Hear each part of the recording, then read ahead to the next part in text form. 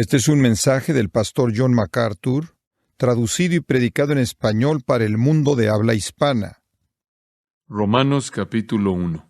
Y quiero leerle los versículos 1 al 7, sin estar bajo ilusión alguna de que vamos a cubrirlos todos, pero vamos a leerlos. Pablo, siervo de Jesucristo, llamado a ser apóstol, apartado para el Evangelio de Dios, que Él había prometido antes por sus profetas en las Santas Escrituras, acerca de su Hijo, nuestro Señor Jesucristo, que era del linaje de David según la carne, que fue declarado Hijo de Dios con poder según el Espíritu de Santidad por la resurrección de entre los muertos, y por quien recibimos la gracia y el apostolado, para la obediencia a la fe en todas las naciones por amor de su nombre, entre las cuales estáis también vosotros, llamados a ser de Jesucristo, a todos los que estáis en Roma, amados de Dios, llamados a ser santos, gracia y paz a vosotros de Dios nuestro Padre y del Señor Jesucristo. El enfoque de la introducción de Pablo en la epístola a los Romanos está en una frase al final del versículo 1. La frase es el Evangelio de Dios. Realmente ese es el tema de la epístola entera, las buenas nuevas de Dios.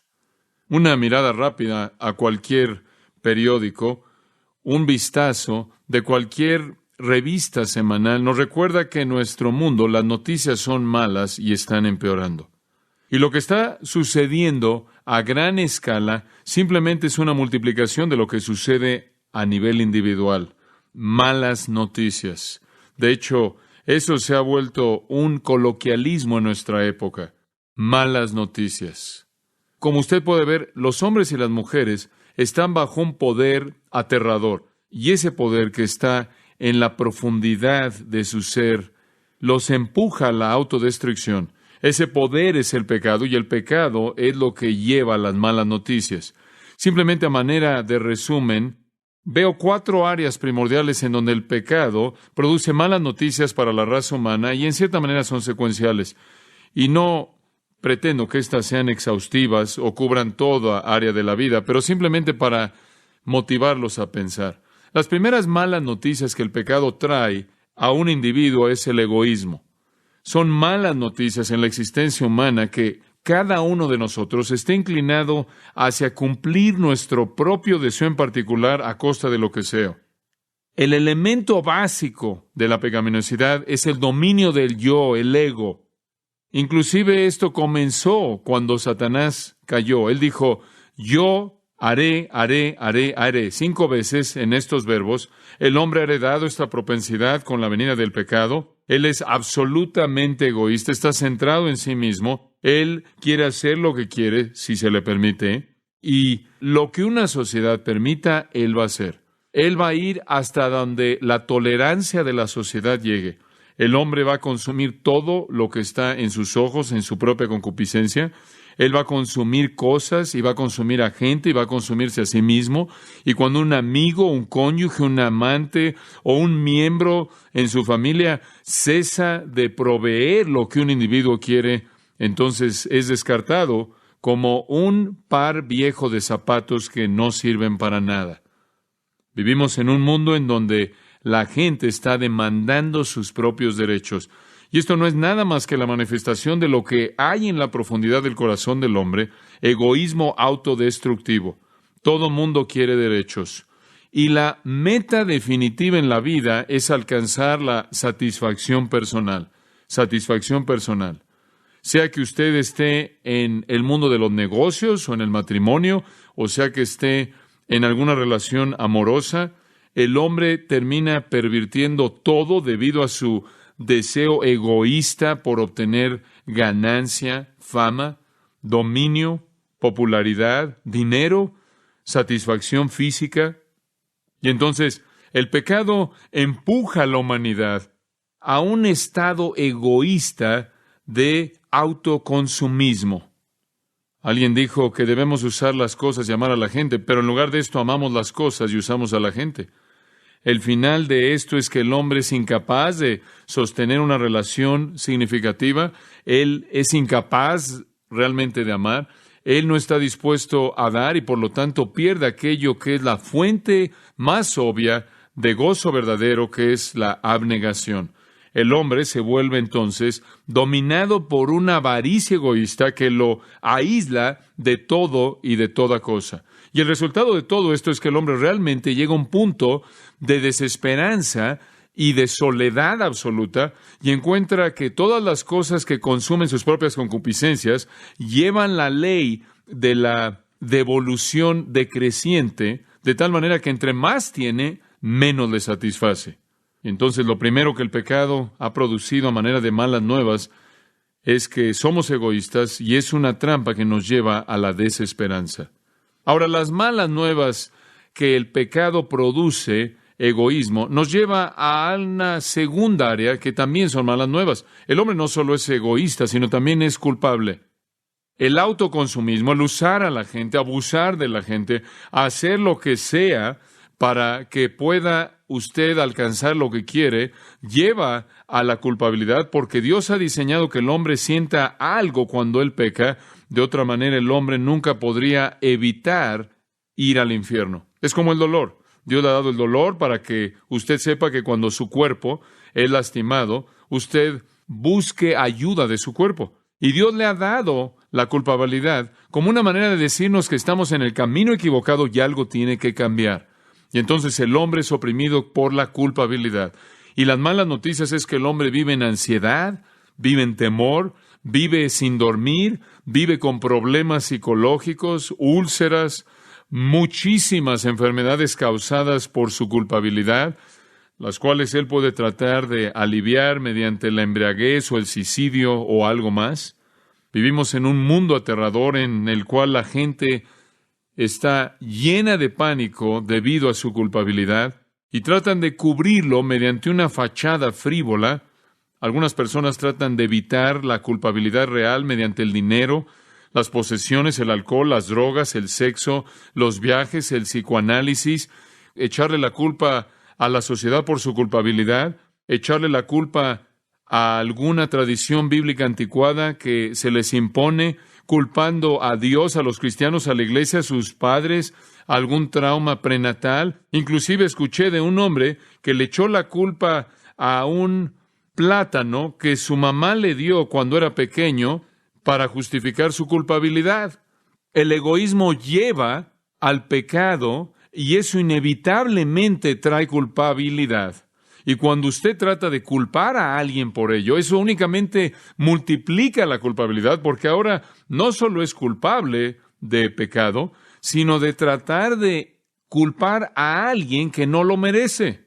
Y eso nos da más malas noticias, ya que el egoísmo lleva a la culpabilidad y la culpabilidad lleva a una vida sin significado. El hombre está atrapado en una trampa de su propio egoísmo, en la trampa de su propio egoísmo. No lo lleva a ningún lugar más que a una culpabilidad que lo abruma. Y tarde o temprano se dice a sí mismo, ¿en esto consiste la vida? Es mejor que no hubiera nacido. La vida se vuelve un ciclo interminable de tratar de encontrar satisfacción cuando es imposible y solo encuentra culpabilidad. Y en ese tipo de vida no hay satisfacción. Y donde no hay satisfacción, todas las preguntas elementales son hechas. ¿Esto es lo único que hay? ¿Dónde están las verdaderas respuestas? ¿Dónde están las verdaderas preguntas? ¿Por qué vivo? ¿Cuál es el significado de mi vida? ¿Qué es la verdad? ¿Dónde encuentro lo que es verdad? Al hombre se le alimenta una dieta constante de mentiras por parte del mentiroso Satanás, quien está a cargo del sistema del mundo. Y las mentiras realmente nunca proveen respuestas ante la pregunta del significado. Y por ello nunca escucho una respuesta. Nunca encuentro una respuesta. Y las noticias siempre son malas. Esto es lo que Edna St. Vincent Millay quiso decir cuando dijo, la vida debe seguir, y simplemente olvido por qué.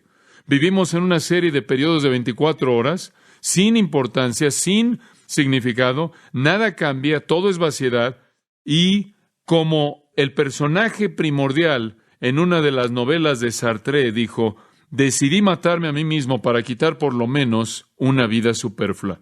Ahora encontramos un cuarto elemento en esta cadena de malas noticias que es traída por el pecado, y me gusta llamarlo desesperanza.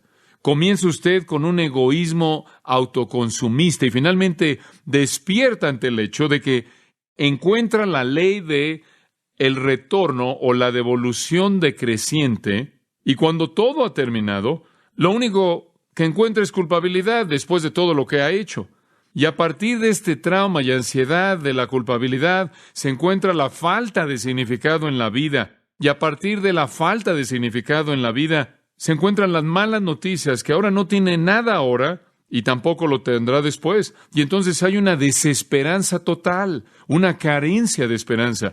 No hay satisfacción posible en una vida sin significado, llena de culpabilidad, centrada en uno mismo, únicamente la horrible expectativa de la muerte. ¿Y después qué? No hay esperanza. Entonces la gente enmascara la muerte, lo cual creo que es la obscenidad más perversa para la mayoría de la gente, pero la enmascaran al reírse de ella o al burlarse de ella o cubrirla de alguna manera para aliviar el temor que esto trae.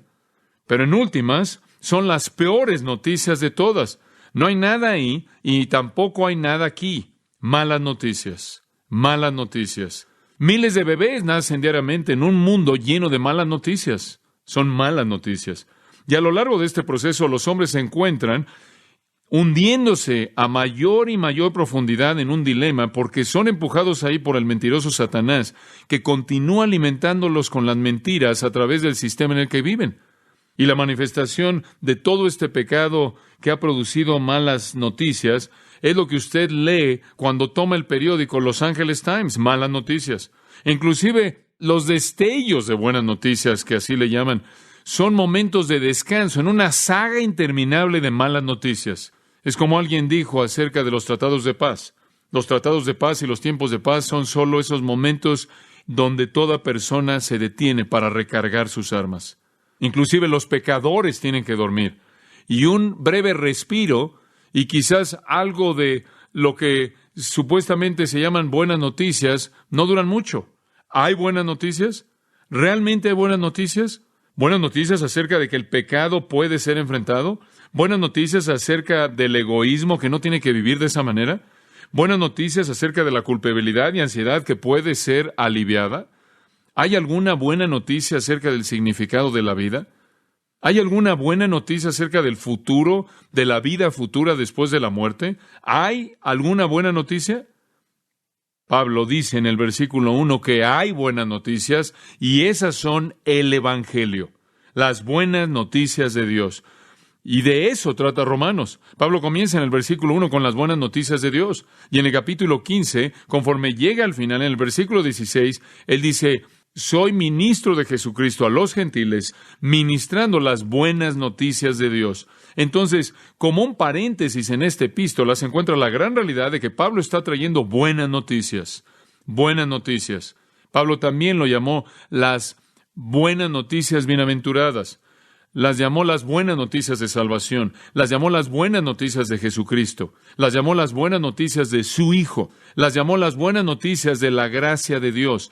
Sea lo que sea que lo llamó, fueron buenas noticias. Buenas noticias de que el pecado podía ser perdonado. Buenas noticias de que la culpabilidad podía ser quitada. Buenas noticias de que la vida podía tener significado.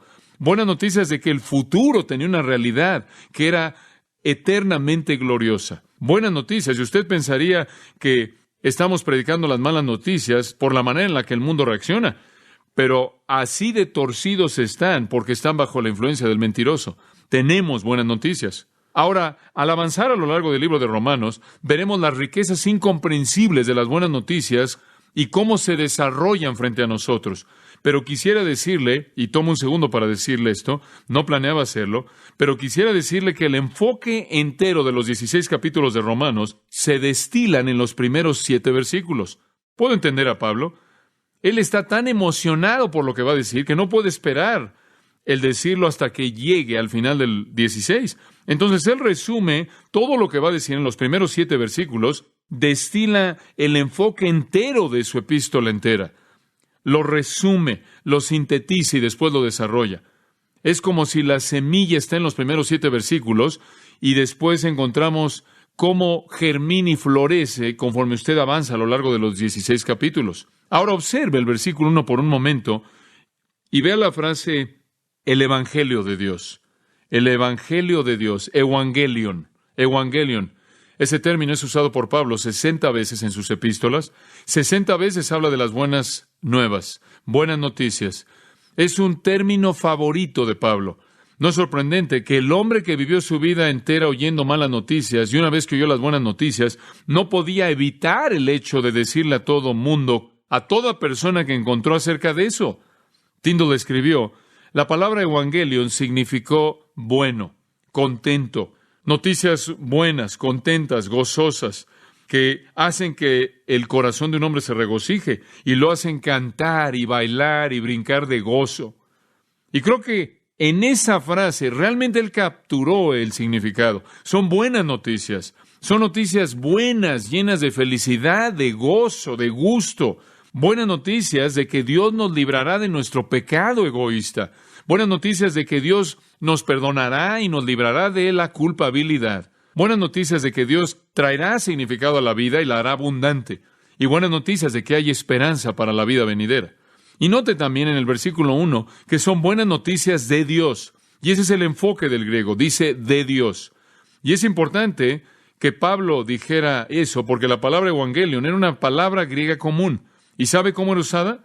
Era usada en el culto de la adoración al emperador. Estaba relacionada con el culto al emperador. Ahora usted recordará que en el Imperio Romano, la gente tenía la responsabilidad de adorar al emperador como si fuera Dios, un Dios. Y cuando alguien que venía del partido oficial del emperador iba a hacer un anuncio importante acerca de algún acontecimiento importante que tenía que ver con el emperador, era llamado el Evangelion, buenas noticias. Por ejemplo, buenas noticias, el emperador ha dado luz a un heredero. Esa sería una manera en la que era usada. O, buenas noticias, el heredero ha llegado a su edad. O, buenas noticias, tenemos un nuevo emperador conforme llega al trono. Esto era el Evangelion. Pero Pablo dice esto. Escuchen, les estoy escribiendo en Roma los que están acostumbrados a oír el Evangelion del Imperio Romano y les estoy diciendo, ustedes tienen buenas noticias, pero no son de César.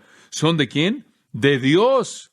Realmente esas son buenas noticias, porque francamente la mayoría de los Césares eran malas noticias para comenzar. Estas son buenas noticias de Dios.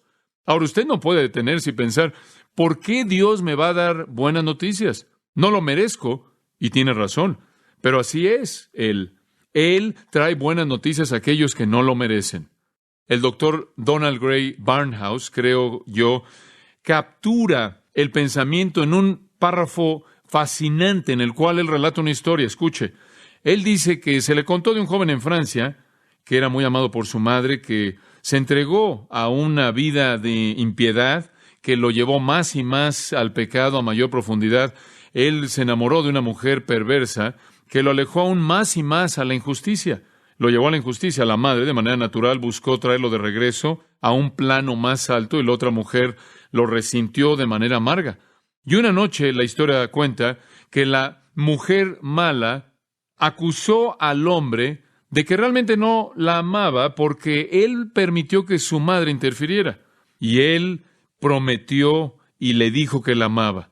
Ella apeló a su mente embriagada diciendo, si realmente me amas, entonces te vas a deshacer de tu madre y de sus ruegos constantes. Bueno, de acuerdo con la leyenda, el joven salió corriendo de la habitación a una casa cercana en la cual su madre vivía y le pegó hasta matarla, arrancando el corazón de su cuerpo para llevarlo de regreso a su amante como prueba de que él había quitado la vida de su madre. Y después, dice Barnhouse, llegó el clímax del cuento. Conforme entró corriendo en su insensatez, él se cayó y a partir del corazón ensangrentado salió una voz que le dijo, hijo mío, ¿estás lastimado? Barnhouse dijo, esa es la manera en la que Dios ama. Un perdón absoluto y total. Entonces, así es como Dios ama. Carlos Wesley lo expresó en un himno. La profundidad de la misericordia. ¿Puede haber misericordia aún reservada para mí? ¿Puede mi Dios perdonarme y hacer a un lado su ira al primero de los pecadores? he resistido su gracia por mucho tiempo, he provocado su ira, no he oído sus llamados, lo he entristecido 1000 veces. Y entonces Wesley se maravilló entre las buenas noticias de que Dios le extendió esto a los hombres inmerecedores. Amados, estas son buenas noticias. ¿No le da gusto tener estas buenas noticias? Ahora vamos a ver en estos 7 versículos y vamos a ver en las próximas semanas cómo se desarrollan las buenas noticias. Y esencialmente aquí hay 7 aspectos.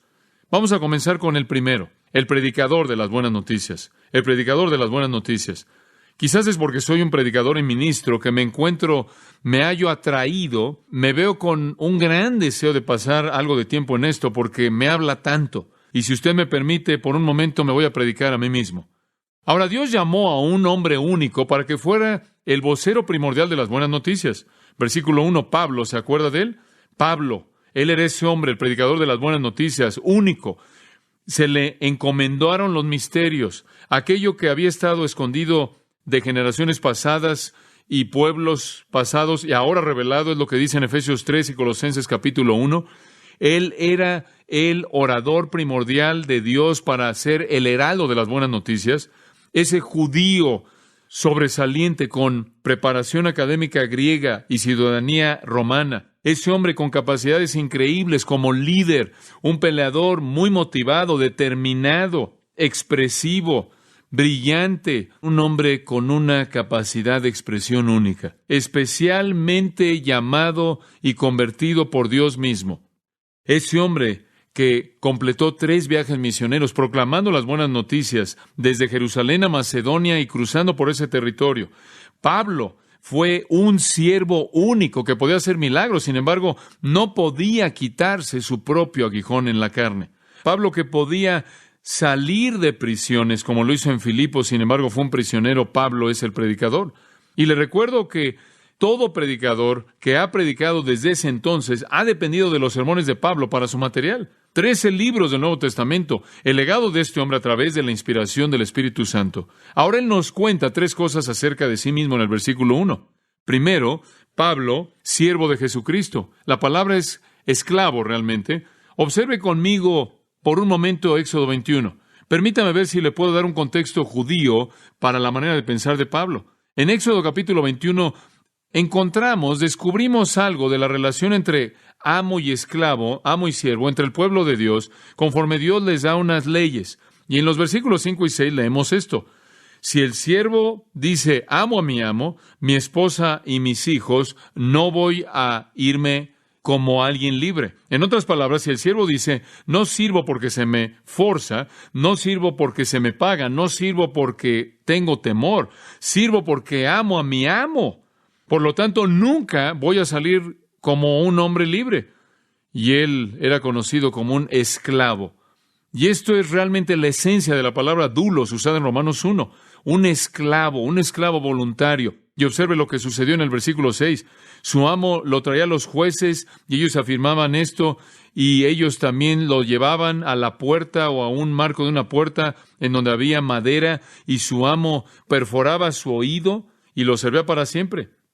Y si usted decía, quiero servir motivado por amor y nunca me voy a ir porque te amo, entonces era llevado usted a la puerta y ahí donde las mujeres se perforan los oídos, lo cual es insignificante, algo muy significativo sucedía y ese lóbulo del oído era presionado contra la madera y era perforado y llevaba de manera permanente la marca que expresaba, soy un esclavo de amor. Ahora esa es la esencia de lo que está atrás de Romanos 1:1. Regresa esa porción. Y Pablo está diciendo, yo soy un esclavo. Esto es algo que yo he escogido por amor, no por temor. Y habían millones de esclavos en el Imperio Romano. Quizás no todos entendían este concepto judío. Quizás algunos de ellos sí. Estoy seguro de que algunos de ellos servían por amor. Pero la mayoría de los esclavos en el mundo romano, en la cultura griega, no eran tratados como personas, sino como objetos, como herramientas. Si usted quería, usted podía matar a sus esclavos. No era algo importante. Por lo tanto, algunos comentaristas bíblicos dicen acerca de este pasaje que Pablo está usando doulos solo en su sentido judío, que él solo está hablando de la afirmación de su amor y de que está hablando de la dignidad de un servicio así. Y por cierto, en el uso hebreo del concepto de siervo, alguien en los rangos más elevados podía ser un siervo.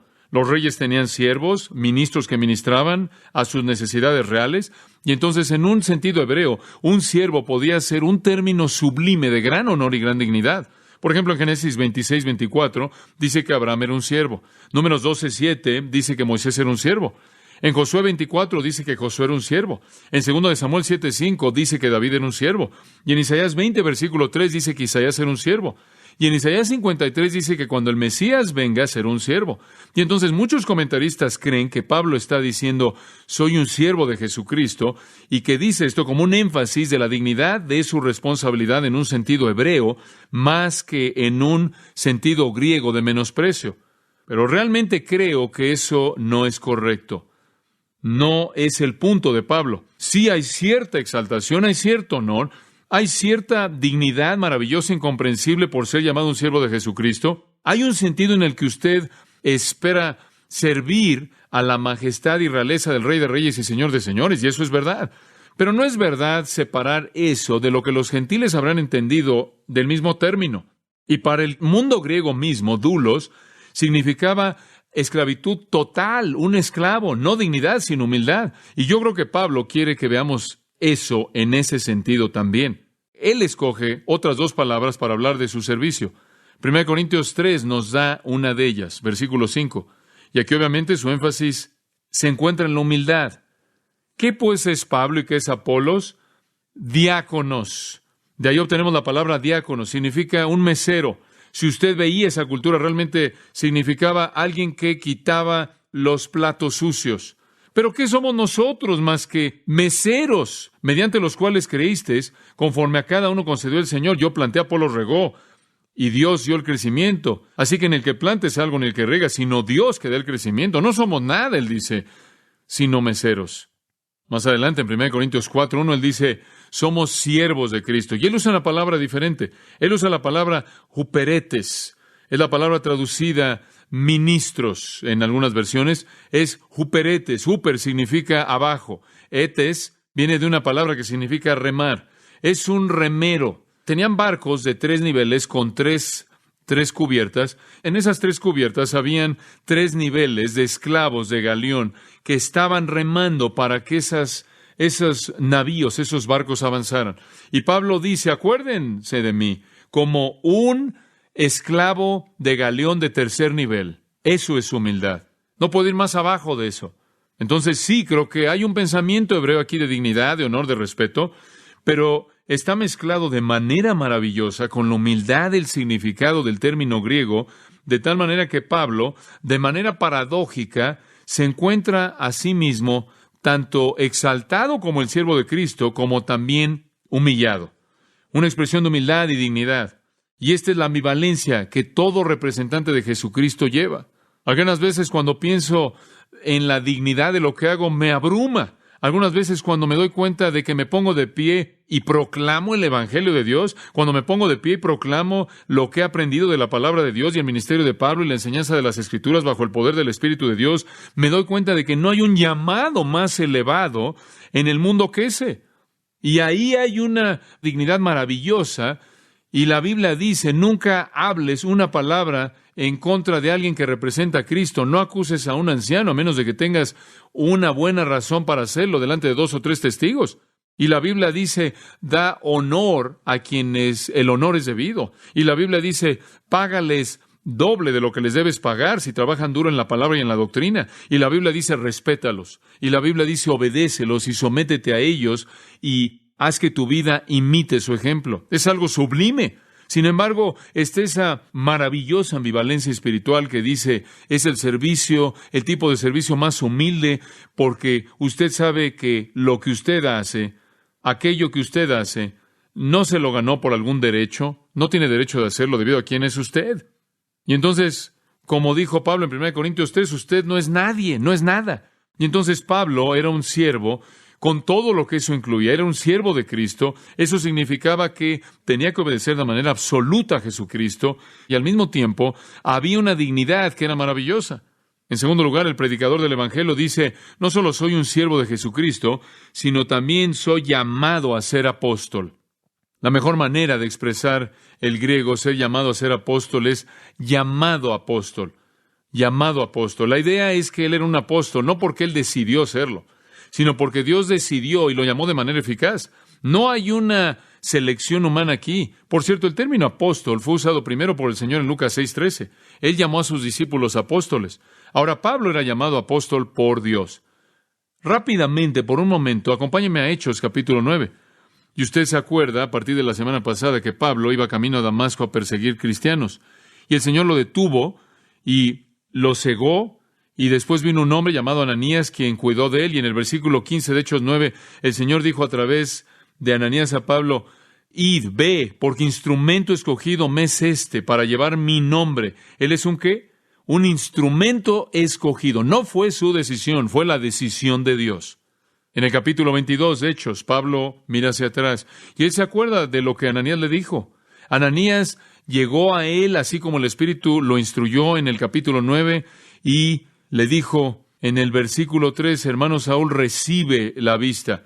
En la misma hora vi, y él dijo, el Dios de nuestros padres te ha escogido para que conociese su voluntad y vieras al justo y oyeras la voz de su boca. Esto es Cristo, porque tú serás testigo a todos los hombres de lo que has visto y oído. Observe ahora el capítulo 26, versículo 16.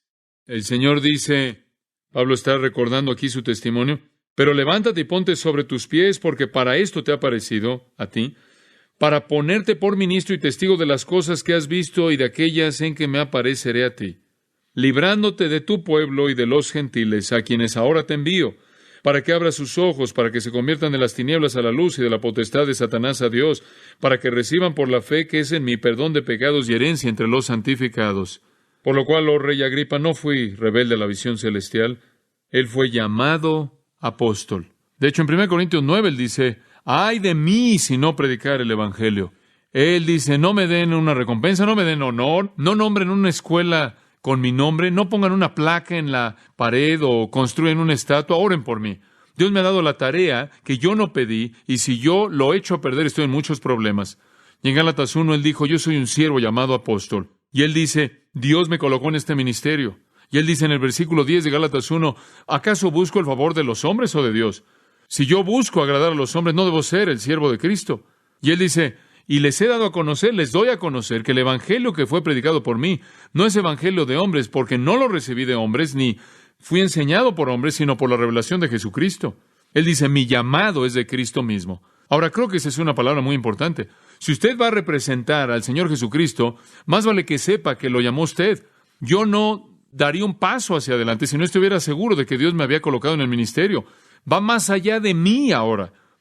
El término apóstol, que es traducido ya en Romanos 1 como apóstol, significa uno enviado, un comisionado, alguien despachado, un mensajero, un embajador, un emisario. Y por cierto, en esos días tenían ciertos barcos que se llamaban barcos apostólicos. Y los barcos apostólicos no eran barcos que llevaban apóstoles, tenía un sentido secular, un uso secular. Un barco apostólico era un barco de cargamento. Era enviado con un cargamento para otra ciudad. Y entonces significaba cualquier cosa despachada o enviada.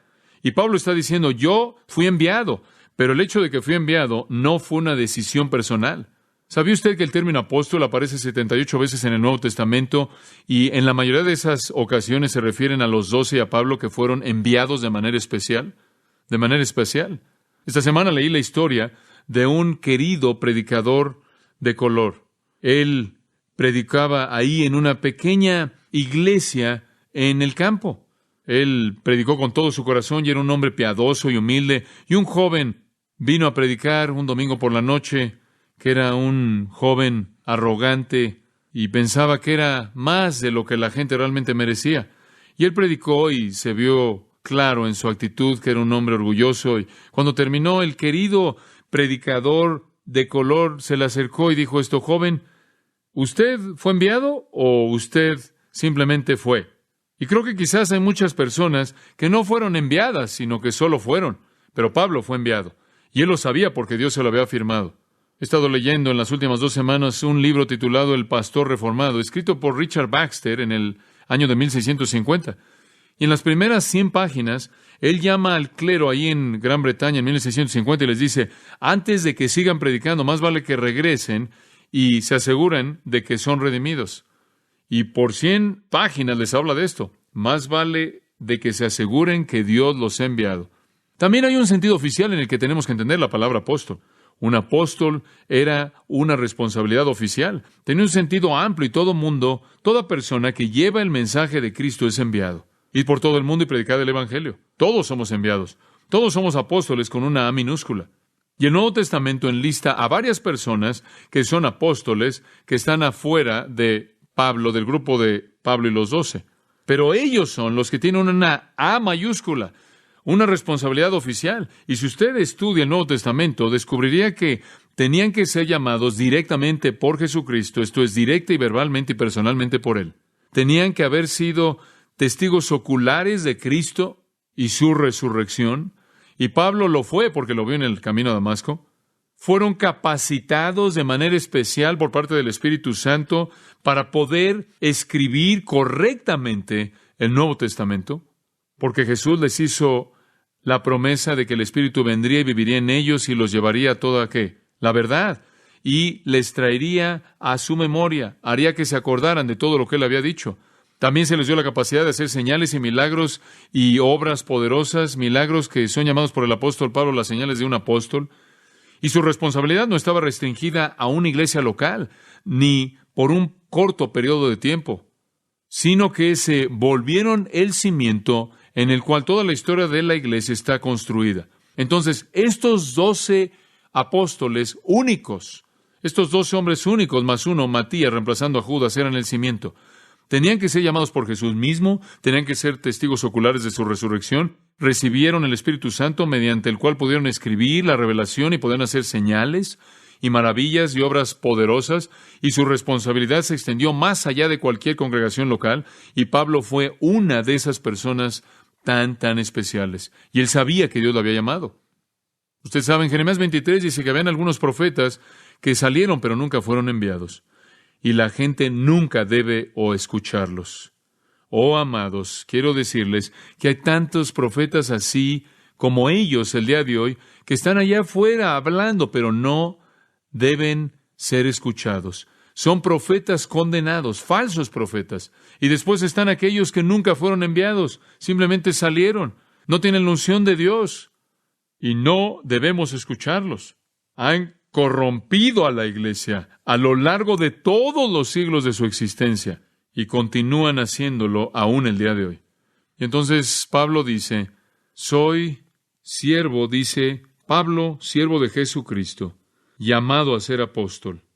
Y por cierto, él se llama a sí mismo al principio de varias de sus otras cartas, y en tercer lugar, y vamos a detenernos con este punto, apartado para el Evangelio de Dios. ¿Quiere saber algo básico? Usted no puede servir a Dios a menos de que sea apartado o separado. No puede ser hecho. Es una idea rica. La palabra apartado es la idea de apartar, separar. Usted puede regresar en el entendimiento del Antiguo Testamento al capítulo 13, por ejemplo, de Éxodo, y usted verá que Dios quiso apartar para Él al primogénito de los hombres, al primogénito de las bestias. Puede remontarse a Números 15 y verá que Dios quiso las primicias, la primera parte de la cosecha. Y puede ir a Números 8 y ver que Dios apartó a los mejores hombres, consagró a los levitas para su servicio. Y puede ir a Levítico 20 y ver que Dios tomó a la nación entera de Israel, de acuerdo con Levítico 20:26, los separó de todas las naciones y dijo, este pueblo es santo para el Señor. Y en cada una de estas escrituras que le acabo de dar, el separar al hombre y a la bestia, el separar a las primicias, el separar a los levitas y separar a Israel, en la versión Septuaginta, la versión griega, usa la palabra aforisane. Y esa es exactamente la misma palabra que se usa aquí. Significa separación en el sentido más pleno. Esos animales y esos primogénitos, esos hijos primogénitos, fueron totalmente separados al Señor. Los primicias lo mismo, los levitas igual, la nación igual. No debía haber mezcla alguna. Y Pablo sabía que una vez que fue llamado apóstol, él fue desconectado del pasado. Por cierto, aforizane tiene en medio una pequeña frase, foriz, que puede ser la raíz de la palabra fariseo. Fariseo significaba uno separado.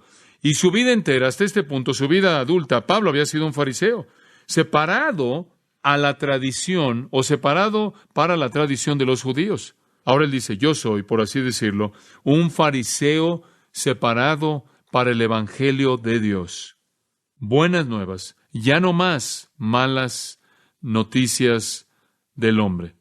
En Gálatas 1:15 él dijo, pero cuando agradó a Dios, que me apartó desde el vientre de mi madre y me llamó por su gracia. Pablo fue separado desde el vientre de su madre. En el camino a Damasco él fue separado para el evangelio de Dios. Y después se volvió un pastor de la iglesia en Antioquía. Y en Hechos 13:2 la Biblia dice que el Espíritu Santo dijo, apartadme a Pablo y a Bernabé para enviarlos a la obra a que los he llamado. Él fue un hombre separado. El secreto de su servicio es que era un esclavo. Él se rindió de manera total al Señor. Él fue un apóstol enviado para llevar el mensaje. Y amados, él cortó el cordón. Quiero decirles que hay más gente en el ministerio del Evangelio que ven poco fruto y no ven poder, aunque pueden entender que deben ser siervos y pueden haber sido llamados, pero en algún punto a lo largo del proceso no están dispuestos a ser separados, a apartarse. ¿Sería tan amable de ver conmigo una última referencia, la última que veremos por esta ocasión? Segunda de Timoteo capítulo 2. ¿Usted se acuerda de la situación en segunda de Timoteo capítulo 2? Timoteo era un siervo del Señor, siervo de Cristo. Timoteo era un apóstol con una A minúscula, no uno de los 12 más Pablo, no obstante un mensajero enviado. Pero Timoteo había llegado a un punto en su vida en el que todo estaba desmoronándose. Lo perdió. Él se desmoronó. ¿Sabe usted lo que estaba pasando? Bueno, simplemente al ver esta carta puede ver muchas cosas. Versículo 6, capítulo 1. Por lo cual te aconsejo que avives el fuego del don de Dios que está en ti por la imposición de mis manos. ¿Qué quieres decir con avives el fuego del don de Dios? ¿Cuál era el don de Dios? Bueno, el don de Dios fue la capacidad particular que tenía para el ministerio, la predicación y la enseñanza. Y eso era un don de Dios que se le dio y le fue confirmado por aquellos que tenían conocimiento y confirmado por la imposición de las manos. En otras palabras, él estaba volviéndose flojo en el ministerio. Simplemente no estaba funcionando. Y después dice, no solo no estás funcionando, sino que versículo 7, Dios no nos ha dado espíritu de cobardía.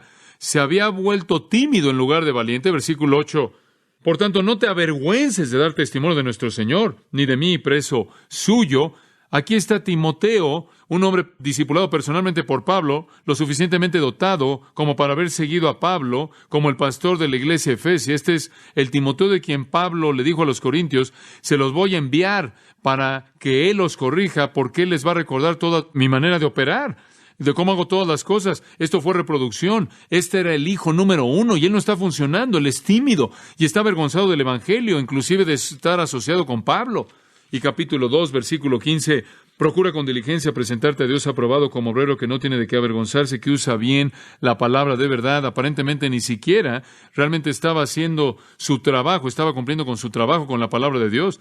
Pero el versículo 16 dice que estaba involucrado en palabrerías profanas y vanas, luchando ahí con filosofías. Versículo 22 indica que él probablemente estaba enredándose con algunas pasiones juveniles. Versículo 23, que él estaba involucrado en cuestiones necias e insensatas. Él carecía de gentileza. En otras palabras, todo estaba desmoronándose. Él había sido jalado por el sistema. Y la palabra le llega en el capítulo 2, versículo 4. Pablo le dice esto, Timoteo, ¿se te ha olvidado que eres un soldado? Versículo 3, ¿se te ha olvidado que debes soportar el sufrimiento como un buen soldado?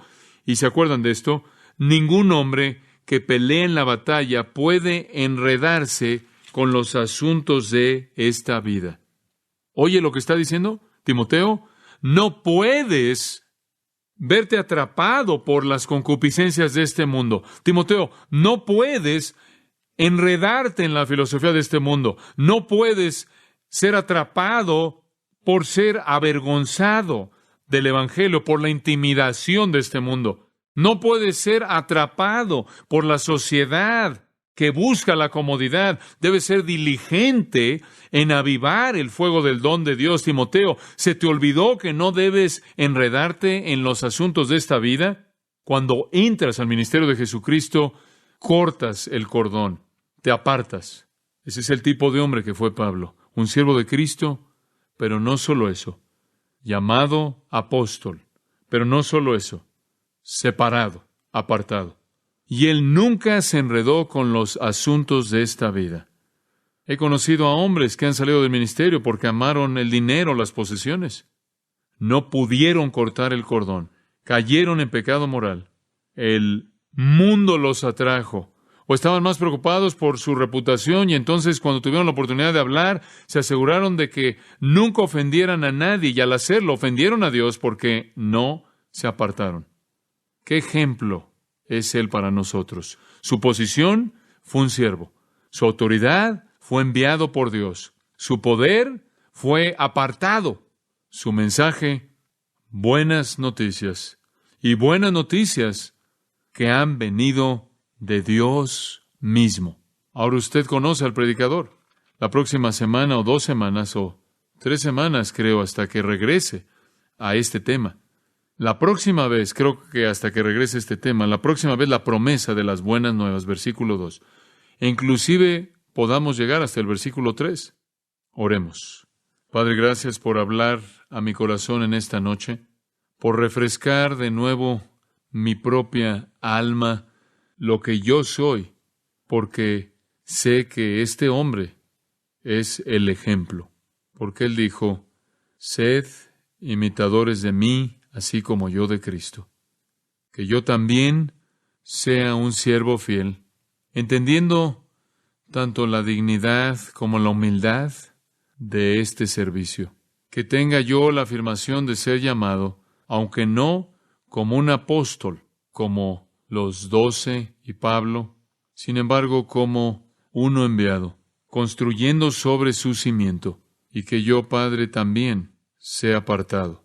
Que yo no me enrede en los asuntos de esta vida, que no ceda al atractivo que presenta la debilidad de mi carne para hacer a un lado la diligencia del estudio para trazar bien la palabra, que no me vea atraído por el mundo, que no sea tímido, que no sea atraído por el mundo para avergonzarme del Señor o de aquellos que lo representan, aunque sean prisioneros, que no convierta mi ministerio, que no me resbale y convierta mi ministerio en un debate filosófico, que no sea yo atraído por las concupiscencias de la injusticia, que no sea yo alguien que sea contencioso, que da lugar a la contención, que carece de gentileza. En resumen, así como el Espíritu de Dios le dijo a Timoteo que yo sea un buen soldado, que sabe que no puede enredarse en los asuntos de esta vida. Y oro también esto por todos ellos, tu congregación, tu pueblo, todos nosotros que peleemos la batalla, todos nosotros somos tus siervos, todos nosotros hemos sido llamados y enviados a este mundo para ser testigos, y todos nosotros debemos ser apartados. Enséñanos lo que eso significa a manera de aplicación en nuestras propias vidas, para que podamos llevar las buenas nuevas a un mundo que literalmente se está muriendo de todas las malas noticias. Y que también haya muchos que oyen esas buenas noticias porque nosotros también hemos sido fieles.